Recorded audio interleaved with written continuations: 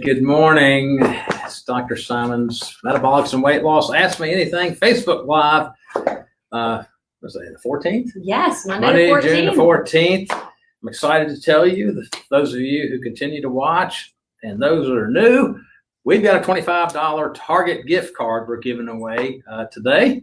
Yes. So how do they, Michelle always, because this is where I get all confused as the old guy. How do they register to get the gift card? Thank you. So in order to be eligible to win the $25 Target gift card, we need you to do two things. Okay, we need you to like this video, and then we need you to write in the comment section, hashtag Simonds AMA. It's hashtag Simonds AMA. Good morning, Kimberly. Thank you for viewing. Yeah. So anyone watching is eligible to do this. Hashtag Simonds AMA in the comments section. Like it, hashtag Simonds AMA. Yes. Two-step process. Yes. 1, 2. I'm going to get this. It might take me 8 weeks. Yeah, we've been doing the gift card. Then hashtag Simonds AMA.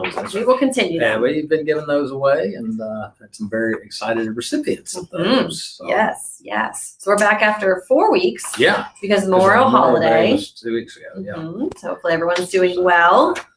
It's very hot here in the triangle, so the humidity is yeah, you know, it makes it so if it's 83, it's really feeling like 93 or 95, and you're just sweating like crazy. You know? Hopefully everyone is hydrating really well this week and has over the weekend.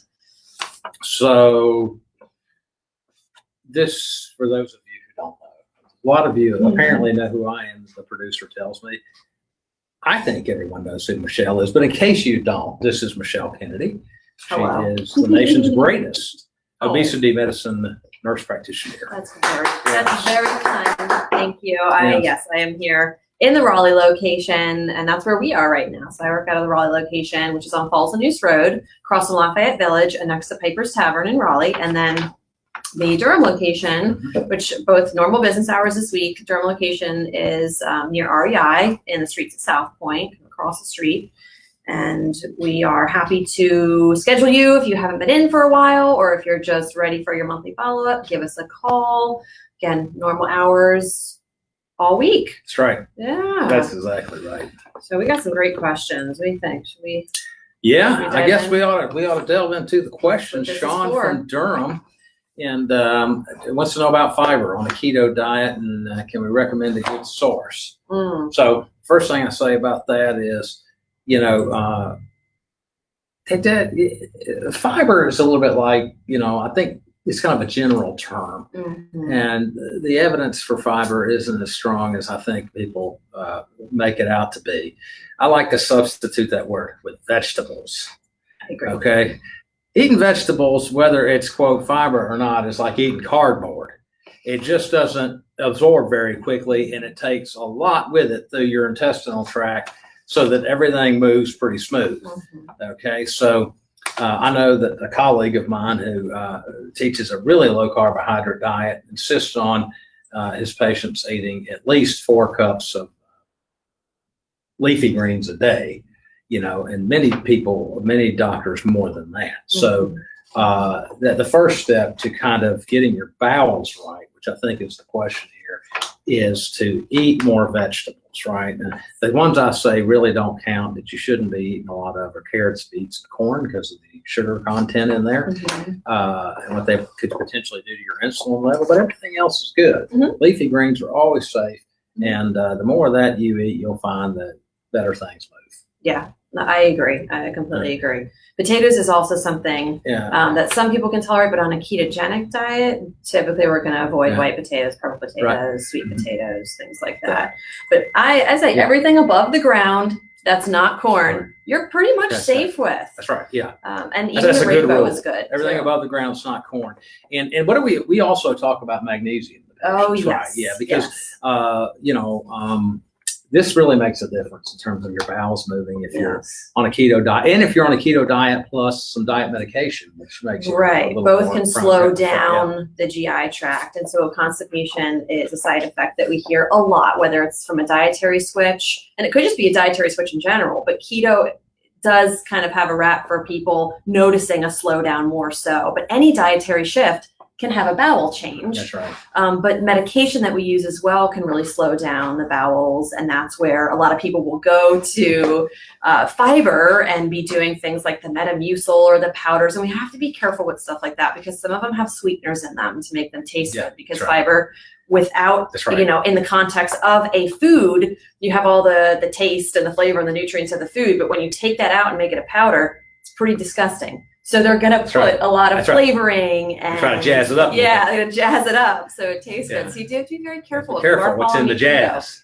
Yes, you're following keto. Still some sugar up in there. No sugar in that Metamucil stuff. That's right. Yeah. But yeah, we say just vegetables, but then magnesium is really important too, because the magnesium also helps like the movement of the muscles of the GI tract versus just pulling water into. It kind of does both. It pulls the water in, and so if you go get some milk of magnesia, which is an easy way to solve this, you take, say, if you're feeling constipated, 2 to 4 tablespoons morning and night with a big glass of water.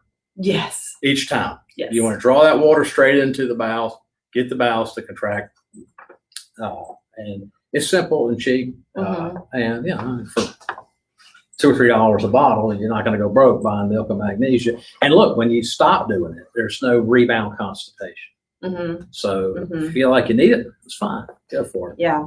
And I recommend magnesium citrate a lot. So for anyone who doesn't really like the idea of drinking something, magnesium citrate comes in pill form. Yep. So if you need something like that, we sell some here at the office. We do indeed. The Metagenics brand, it's fabulous. So that is an option for people. And like you said, you can take it on a regular basis. There's no rebound. There's no like cramping or upset stomach. And it's not something you become reliant on in any way, the way some of the laxatives over the counter you have to be careful about. So Sean, thank you for that question. Yes. Hopefully that helps. Hi, good morning, Laurie. Thank you for joining. This is Dr. Simonds Facebook Live Ask Me Anything event. We do on every other Monday. We're giving away a $25 gift card to Target. That's right. You like it? Gotta like us, and you gotta in the comment section hashtag Simonds AMA. Kristen got it. Hashtag Hello, Kristen. Simonds AMA. That's right. Thank you, and hello, Barbara.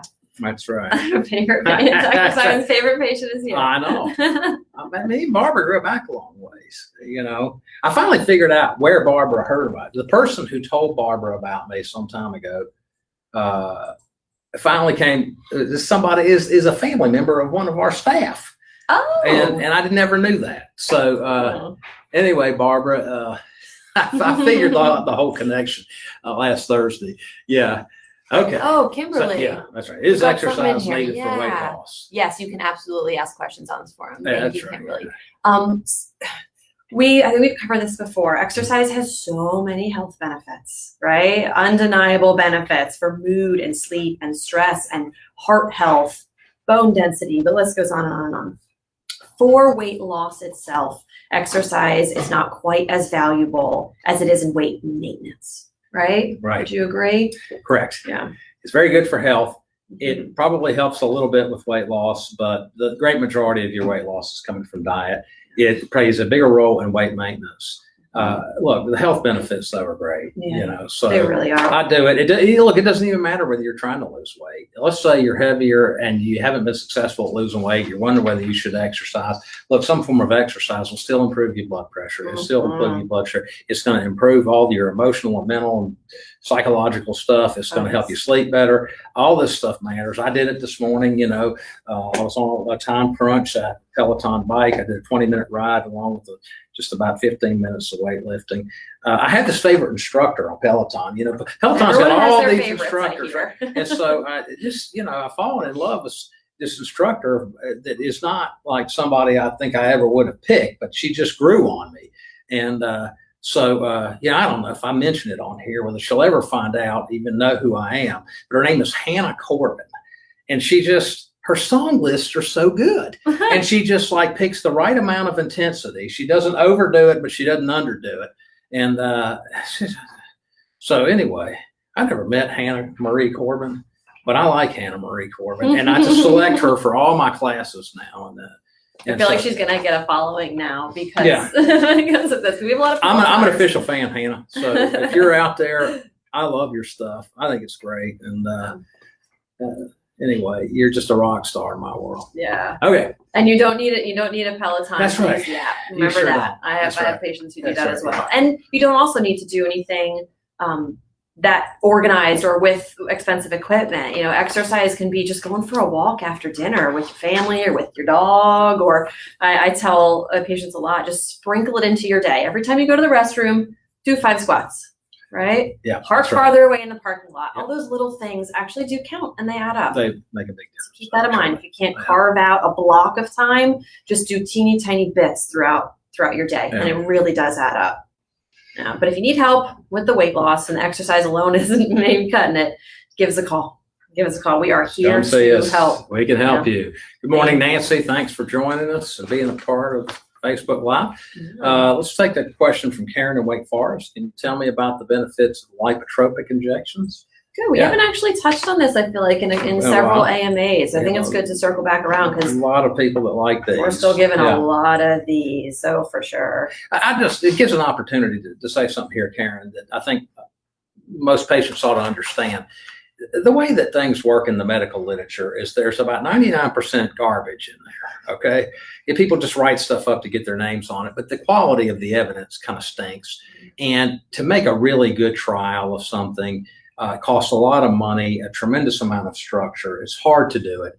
So there's a lot of things like the lipotropic injections where there's some little small papers here and there to suggest they're really helpful for various things, but we don't consider it to be quality evidence. And the reason there's not quality evidence is because no one's going to design and pay money for a huge trial for lipotropic injections, right? So it doesn't mean it doesn't work. It just means that, if you go looking for some big trial, you're not going to find it. So you can, take everything we say about stuff like that and just say, well, okay, there may be some benefit to it. There may not in my case.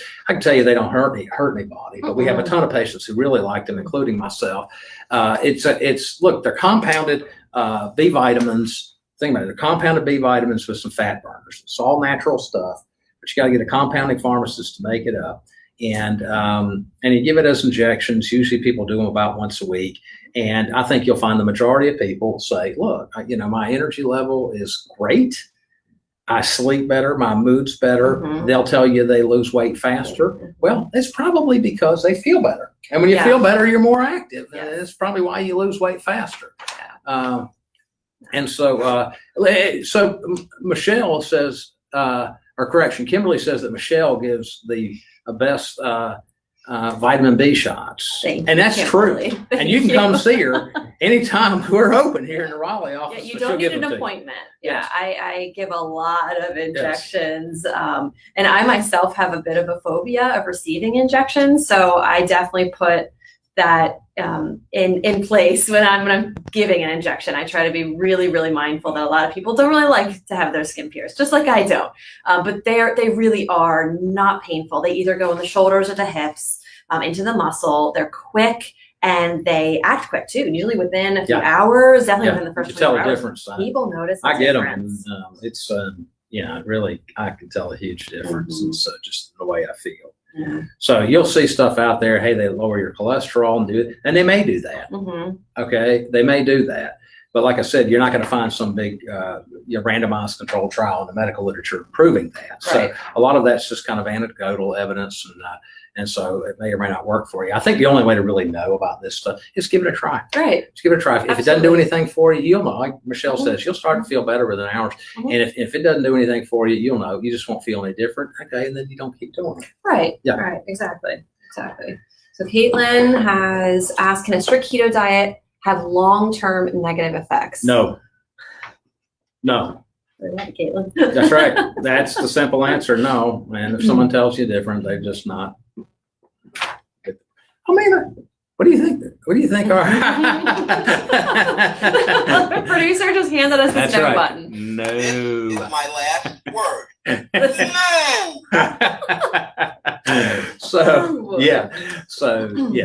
Look, if a keto diet was hurting me, strict keto, our poor ancestors would have been the ones that got hurt the most. Yeah, we may not have made it to this point. That's correct. Yeah. There is such thing, I will say, Ken, I think that is a legitimate question. I absolutely do. There's such thing as a well-formulated ketogenic diet and maybe one that is not as well-formulated. And I find that what we have to actually be careful of as especially women of childbearing age is because a ketogenic diet is so filling it is easy to drastically undereat calories and undereat nutrients sometimes. So we do just have to be mindful that we're getting enough protein and healthy fats and some of those vegetables that we talked about earlier, because it is possible, it's not the ketogenic diet's fault, but it is possible to accidentally eat too little for too long with any diet. But with keto, it almost is more natural because it's so filling, and when you're running on these little fuel molecules, ketones, it's very, very easy to just skip meals. And fasting can be extremely therapeutic,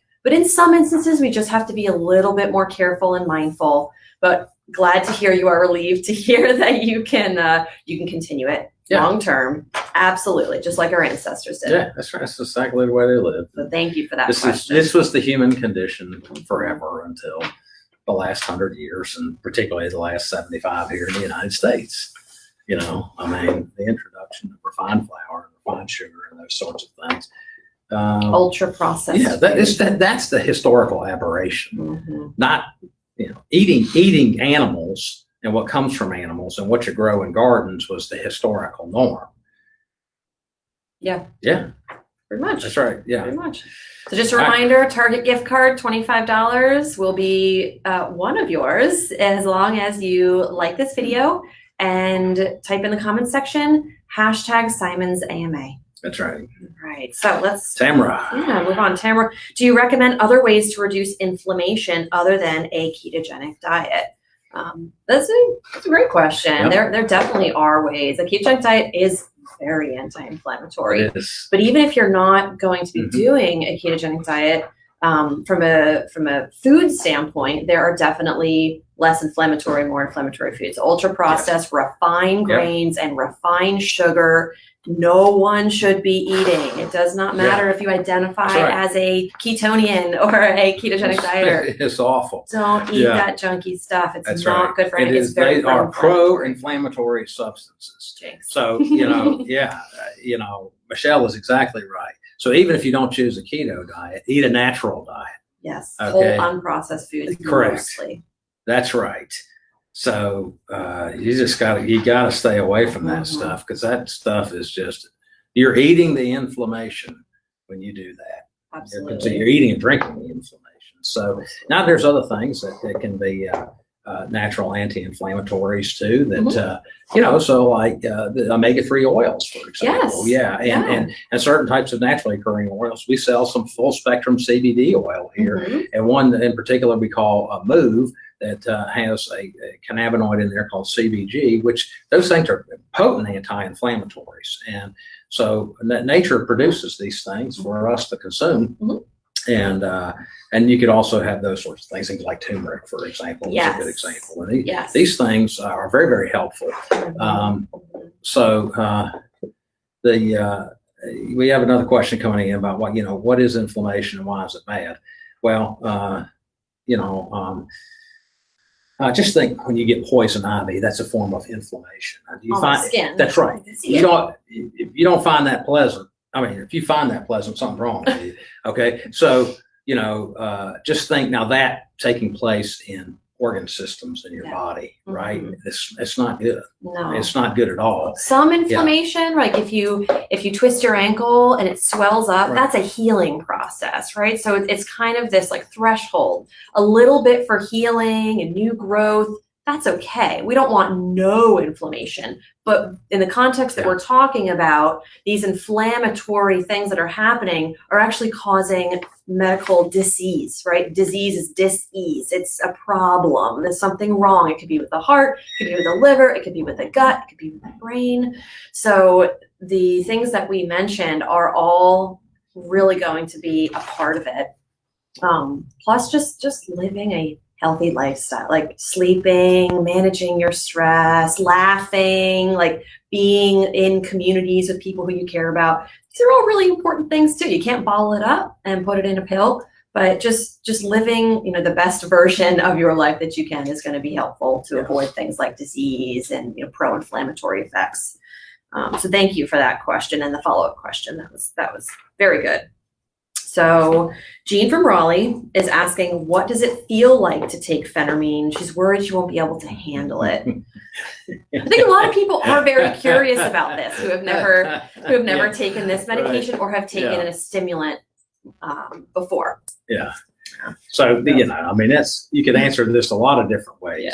Yeah. It's kind of like the old, when I was in the Army, we always say, well, the best thing, the best practice for your PT test, which, they graded how many push-ups you could do.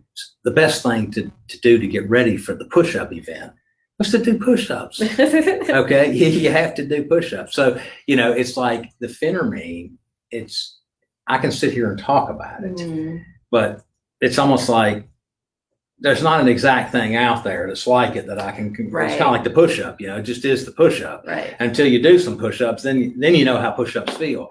So, the first thing I look for in patients is, like, how do you respond to just regular stimulants? So, caffeine, for example. Do you drink coffee? Do you drink tea, which has xanthines in there? And do you tolerate those things? Okay. Right. And if you can tolerate those things, okay, the chances that you're going to tolerate phentermine are very, very good. If you can take an over-the-counter decongestant, like phenylephrine or Sudafed, when you have a cold, and that stuff doesn't negatively affect you, then phentermine is very unlikely to negatively affect you in any way. So I think maybe the way to say it is that for most people, they're more focused and alert, and they have a whole lot less appetite. The kind of negative side effects they don't like about it might be dry mouth. That's probably the first thing. And if you take it too late in the day, it keeps you awake at night. But we kind of talk you through all that. They do make weaker versions of these things, for people who don't, maybe who don't tolerate phentermine, which is very, very few people, by the way. It is very almost few. All people tolerate this really well, and the patients really, really like it. So I can't tell you the number of people that I know, patients of ours and just friends who try it for the first time and they're like, why didn't I get out of the rain before now? This makes such a difference. It's a unique, very unique medication in the way it works for kind of suppressing not just appetite, but the drive to eat, or that constant reel in our head that we're almost like not even finished our current meal. We're thinking about what we're going to eat next, or if we just had something salty, we're thinking about what we need that's sweet. So that constant like thought process around food, where you want to be focused on other things like your work or being able to just get through a task, but instead you're thinking about food. Phentermine is amazing in how it can really quiet that voice or just shut it off completely, like turn the volume way down on appetite and cravings. Yeah. And then the side benefits are pretty profound too. I'm sure you have had all kinds of reports that people are happier, their mood is better, they have a lot more energy, they want to get up and move more. Some people actually say they have less pain, and that could be secondary to they are moving more. But we find that overall, Jean, it is better tolerated than people initially worry that it will be. But we also can start with a gentler version or cut it way down. It's a tab, so you can cut it in half, you can cut it in a quarter. You can take it, just a few days a week. It's not the kind of medicine where you have to take it every day, although it is more therapeutic when you're taking it on a regular basis. But we have lots of ways around it to help make sure you feel comfortable. Right. And Rosemary's absolutely right. Rosemary's right. You start at a half too, right? I even start people sometimes at a quarter. I do too. I say start at, you can start at half. You can go down if it's too much. You can go up if it's not enough. Generally 1 pill a day is a standard dose that we use, taken early in the morning. And like Dr. Simonds mentioned, a little bit of sleep, a little bit of dry mouth, maybe that constipation that we mentioned at the beginning. But those are all things that get better over time, and we have other ways to help you around those side effects. But I'd say give us a call, Jean. If you have not, and you're worried, you have not given us a call just because you're worried. Even if the phentermine is something you didn't want to do, we have lots of other medications that we can talk to you about. So it doesn't have to be a stimulant. That's right. It can be something else. And there was a question that came in about a new weight loss pill. I'll touch on it real quick. A pill was not approved, and an injectable medication was. So A lot of people probably have seen this. It was in, I think, the New York Times are talking about. So yeah, we have had, thank goodness, another medication approved as an anti-obesity medication, and it is a weekly injection. It is something that will require insurance coverage, so it won't be necessarily available, unfortunately, to everyone, but it is still a great step in the direction of having more tools to help with this medical condition. Yeah, so it's an injection. What Michelle's saying, break it down for the layperson here. Stuff's damn expensive. It's really expensive. Okay. Yeah. And I don't know any other way to put it. It works great. And if it was more affordable, that'd be helpful. But if it was more affordable, we'd give it to everyone who wanted it. Yeah. So, I mean, it's probably going to run you about $1,000 a month. This is why most insurances don't want to cover it. Yeah. And we'd be prescribing it to everybody if it was more affordable, because it works great in combination with stuff like phentermine. You can hit home run results. And we love the company and we love their representatives. They're so kind and nice to us. Mm-hmm. But the bottom line is money's money. And if your insurance plan doesn't cover it, a lot of them don't. This is something that you're going to have to make a real financial sacrifice if you want to go on. We're happy to write it for anybody who comes here. There's very few contraindications and most people don't have them. So it's very, very effective. And the name is Wegovy for anyone who is curious. It's Wegovy, Wegovy. And it's not exactly like metformin. It's not metformin in an injection. It works a little bit differently. It's more like Saxenda, which is a medication that is also approved for obesity. But it's once a week instead of the Saxenda is every single day. All right, Denise. Thanks for making that appointment. Yes. Oh, Denise, thank you. Yeah. Good. That's right. Wonderful. Yeah. Wonderful. All right. Well, we have one more question to wrap up with. Dara asked, how quick can I, if I start, really, how quick can I expect results? Mm-hmm. Well, Dara, if I could wave a magic wand and get it all off of you in one day, you'd have a hard time getting an appointment to see me. Right. But the good news is, if with weight loss medication and some changes, people get results right away. Yeah. Yeah, it starts happening right away. It's not something you're going to wait 3 weeks to figure.